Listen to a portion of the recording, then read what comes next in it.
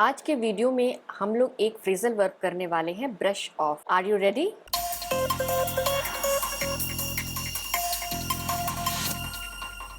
Hello friends, welcome back to my channel English Ivy. I am doctor Anu Pandey. अक्सर हम लोग phrasal verb को पूरा पढ़ने के बजाय इसके बस पहले शब्द को पढ़ते हैं और इस तरह हम पहले शब्द से ही वाक्य का अर्थ निकाल लेते हैं और कंफ्यूज हो जाते हैं। तो सबसे पहले फ्रेजल वर्ब क्या है ये जान लेते हैं। जैसा कि इसे फ्रेजल वर्ब कहते हैं तो इसका अर्थ है कि इसके लिए एक वर्ब चाहिए।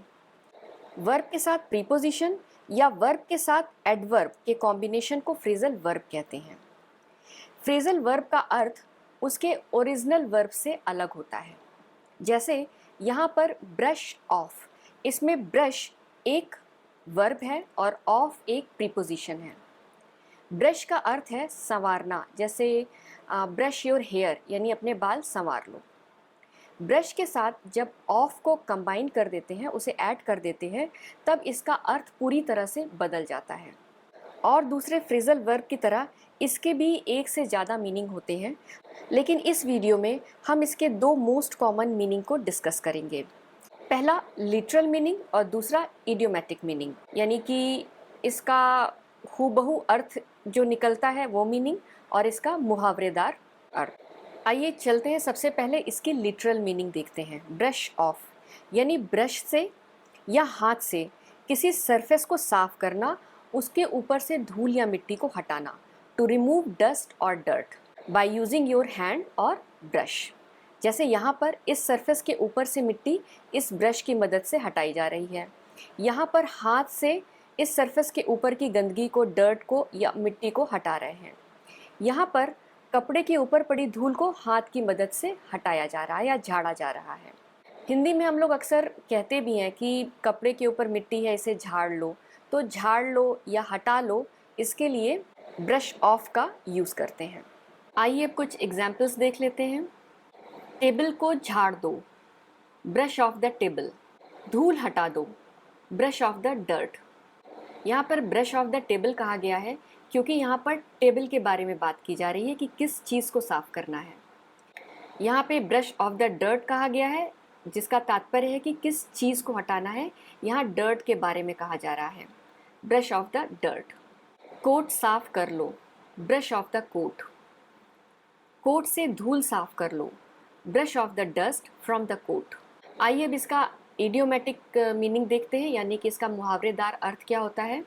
इसका मुहावरेदार अर्थ होता है इग्नोर करना या उपेक्षा करना, जिसका प्रयोग दो तरह से किया जा सकता है। पहला, व्यक्ति द्वारा खुद की ही चिंताओं को या खुद के ही विचारों को नज़रअंदाज करना या उनकी उपेक्षा करना, क्योंकि उन विचारों से या उन चिंताओं से उसे नकारात्मकता मिल रही है, उसे नेगेटिविटी आ रही है, इसलिए उन्हें इग्नोर करना। दूसरा, किसी व्यक्ति द्वारा किसी दूसरे व्यक्ति को या उसके विचारों को नज़रअंदाज करना, उनकी उपेक्षा करना। How to use subject plus brush off plus object. Brush off के बाद ऑब्जेक्ट का प्रयोग होना ज़रूरी है क्योंकि आप उस ऑब्जेक्ट के बारे में बताते हैं जिसे आपने इग्नोर किया है या जिसे आप नज़रअंदाज कर रहे हैं। उसने उनकी टिप्पणी को हंसकर टाल दिया। She brushed of their comments with a laugh. Brush off एक सेपरेबल फ्रेजल वर्ब है जिसमें आप ब्रश और ऑफ को सेपरेट कर सकते हैं और उनके बीच में ऑब्जेक्ट लाते हैं। आइए उदाहरण देखते हैं।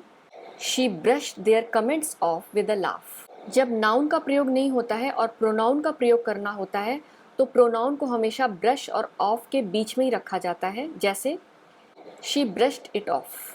आइए कुछ और एग्जाम्पल्स देख लेते हैं। मैंने अपनी सारी चिंताओं को झटका, यानी कि उन्हें नज़रअंदाज कर दिया या उन्हें डिसमिस कर दिया, खारिज कर दिया। I brushed off all my worries.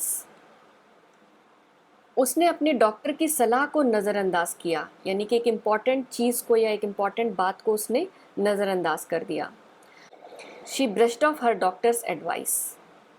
मैंने उसे नज़रअंदाज किया और चला गया, यानी कि जब आपको किसी से बात नहीं करनी होती है, आपको उसे इग्नोर करना है, नज़रअंदाज करना है, तब ब्रश्ड ऑफ का प्रयोग किया जाता है।